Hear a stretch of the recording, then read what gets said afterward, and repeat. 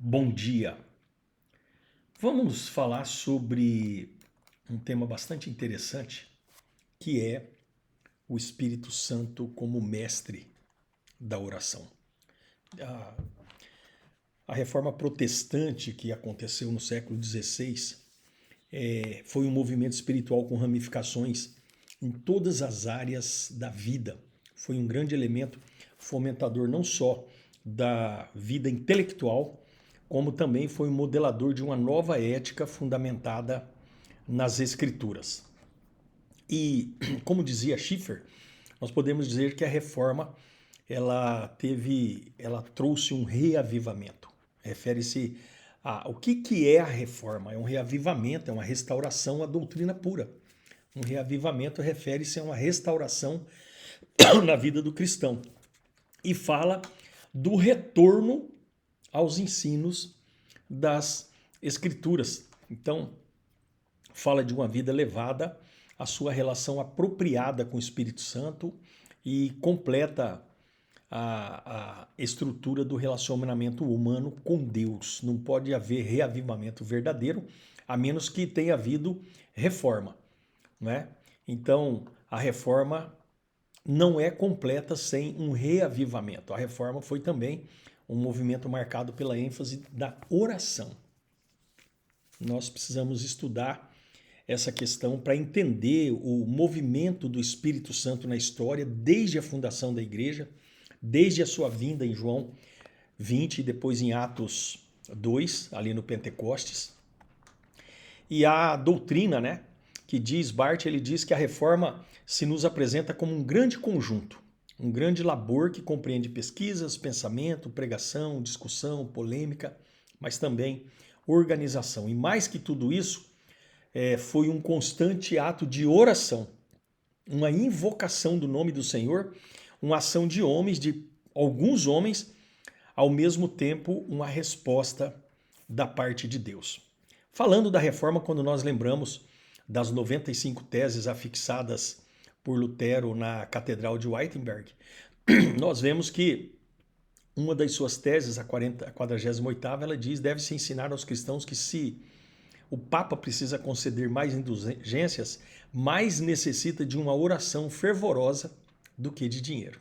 Então a igreja, portanto, a começar pelo seu principal líder, precisava da prática fervorosa da oração, sendo essa uma conotação muito explícita do que significa, na verdade, reforma, e que esse reavivamento fundamentado na reforma tem como fundamento principal a oração, sempre acompanhada, digamos, da obediência.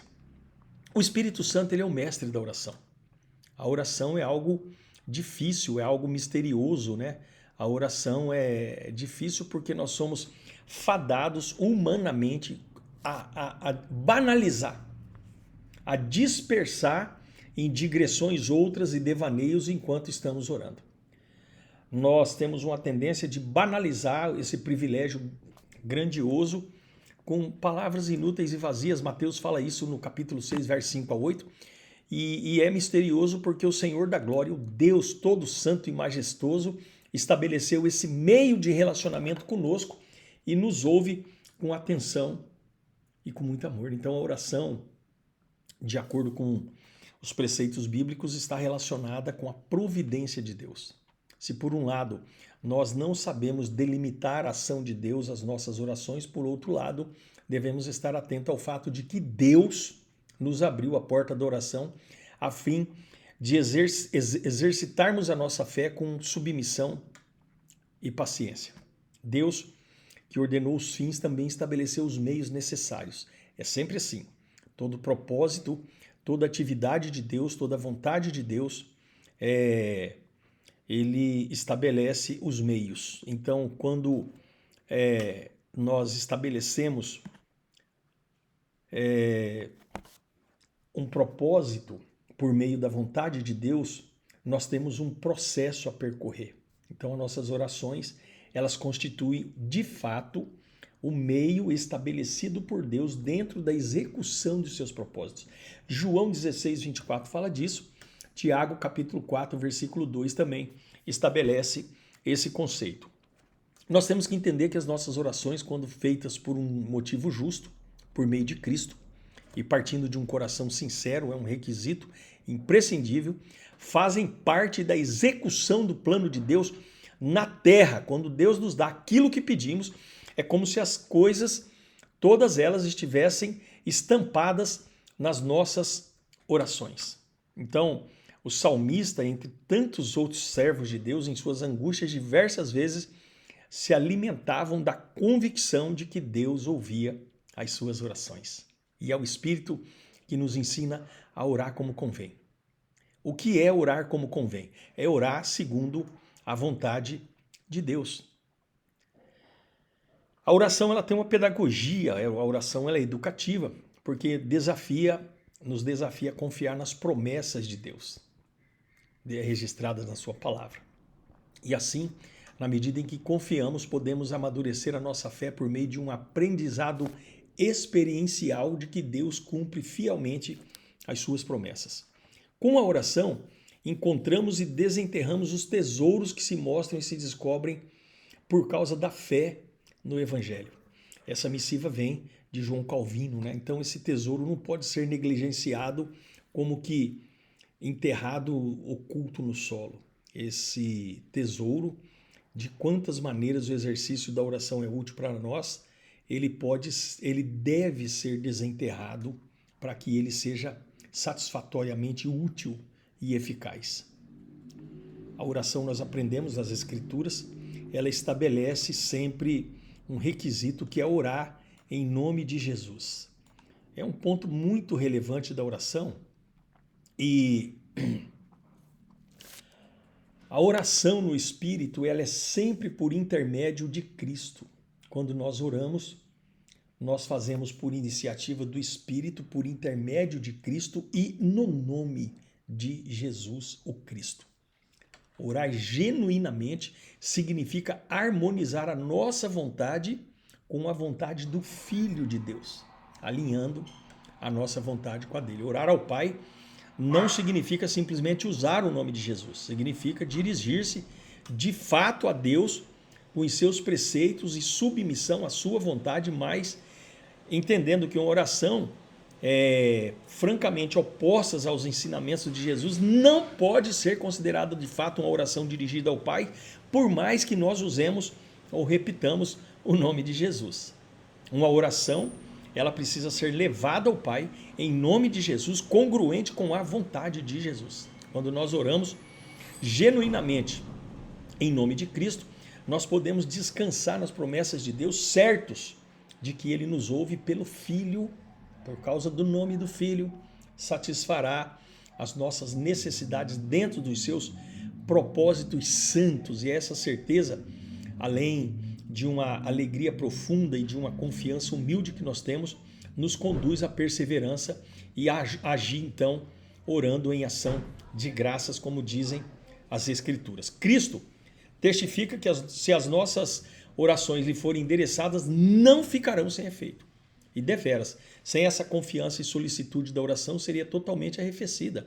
Mas quando Cristo satisfaz aqueles que a Ele vão e se dispõe a satisfazer os seus desejos, já não há mais lugar para indolência nem delonga. E não há ninguém que não sinta que isso é dito a todos nós. Isso é dito a todos nós. Talvez o que nos impeça de nos dirigirmos a Deus em nome de Jesus é justamente a nossa incredulidade, né? Existe algo que nós precisamos falar, que é o perigo daquilo que nós chamamos de falsidade ideológica. Nós temos que ter cuidado para não cometer falsidade ideológica em nossas orações.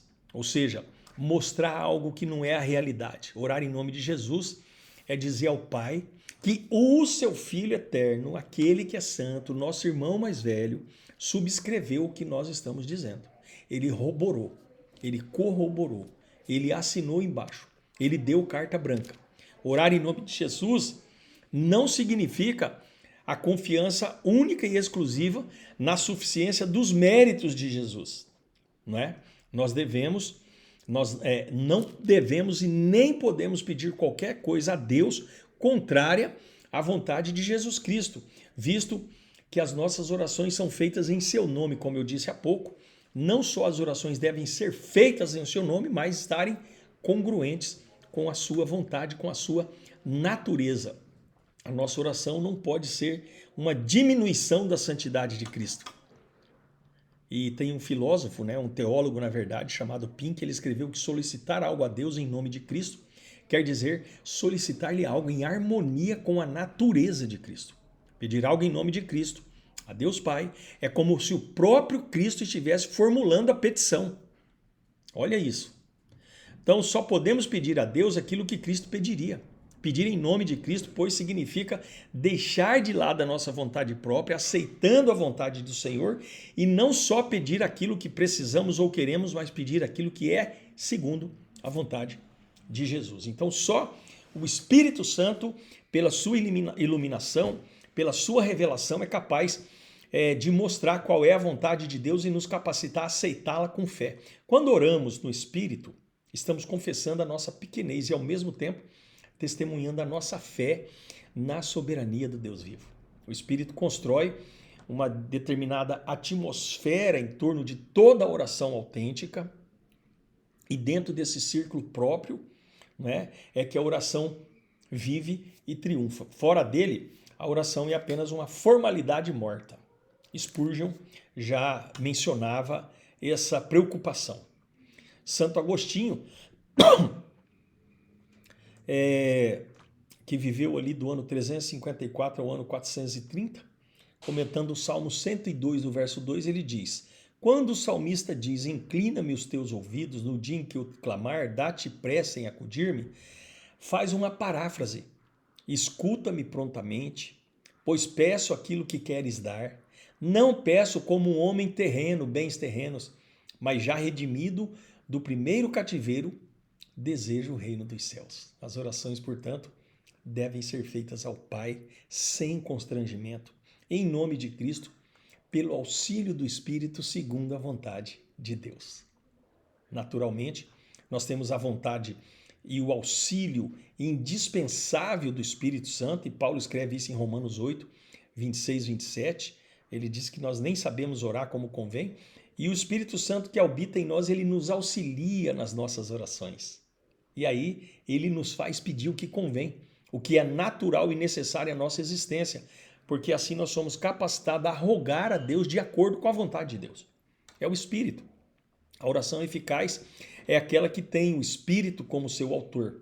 Sem o auxílio do Espírito, jamais oraríamos com discernimento. Então, João Calvino, ele escreve ali ao tratar da oração ao Senhor, ele diz exatamente assim: nem podemos abrir a boca diante de Deus sem grave perigo, a não ser que o Espírito nos instrua sobre a norma certa de orar. Romanos 8, 26. Em quão maior apreço merece ser julgado entre nós esse privilégio quando o unigênito Filho de Deus nos sugere à boca palavras que desvencilhem nossa mente de toda vacilação. Então, uma oração genuína é sempre precedida do senso de necessidade e de uma fé autêntica na promessa de Deus. Ou seja, é validar a palavra, é acreditar na palavra, é receber a iluminação do Espírito Santo, é dirigir a oração segundo a vontade de Deus em casos específicos. Muitas vezes a gente fica confuso diante das opções que temos e não sabemos nem mesmo como apresentar os nossos desejos e as nossas dúvidas diante de Deus. Todavia, a conexão com a espiritualidade nos socorre. O Espírito Santo, ele ora a nosso favor quando nós mesmos deveríamos ter orado. E não sabíamos como orar. Então o Espírito Santo, ele é aquele que estabelece um modelo de oração e nós precisamos entender, então, falando lá no início da Reforma Protestante, dessa conexão de reavivamento e entender que a Reforma ocupou um legítimo e significativo lugar na história das ideias, na história da humanidade, mas nós precisamos entender que não só a Reforma foi um movimento religioso e ético, mas um movimento, acima de tudo, espiritual por causa da oração. Amém? Amanhã nós continuaremos falando mais um pouquinho sobre essa estrutura do Espírito Santo que nos ajuda em nossas orações. Que o Senhor, em nome de Jesus, abençoe a Jerusalém e derrame a sua paz, o seu shalom dentro dos muros de Jerusalém. em nome de Jesus Cristo. Que o Senhor abençoe a nossa cidade, a nossa prefeita, a vice-prefeita, que a nossa cidade seja regada do poder do Altíssimo. Que o pão nosso de cada dia nos dai hoje, que o Senhor nos abençoe nesse sábado maravilhoso, que Ele nos dê o pão e a semente, e que em nome de Jesus nós também possamos orar a Deus e declarar que os nossos filhos são herança do Senhor, são abençoados e são abençoadores. Eles são filhos maravilhosos que nos concedem graça e poder. Então, em nome de Jesus, obrigado, Deus, pela nossa família maravilhosa, que o Senhor tem cuidado dela e que o dia de hoje seja um dia regado pela tua presença, em nome de Jesus. Bom dia, até amanhã, se Deus quiser.